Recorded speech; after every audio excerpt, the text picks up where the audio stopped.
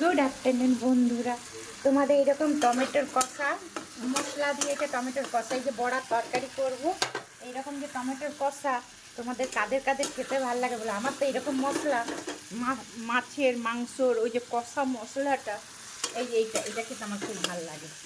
ঠিক আছে, তোমাদের কাদের কাদের ভালো লাগে বলবে। দেখুন, এটা দারুণ লাগে খেতে।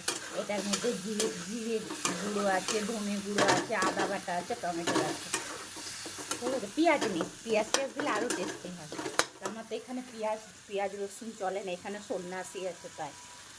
ঠিক আছে, তাই আমরা এখানটা, বাইরেতে আমরা সব খাই।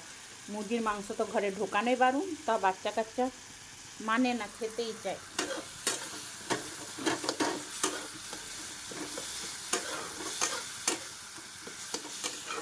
ঠিক আছে, কেমন হয়েছে বলবেন। এই যে বড়া আলু মাখা চলছে। ঠিক আছে, বাই।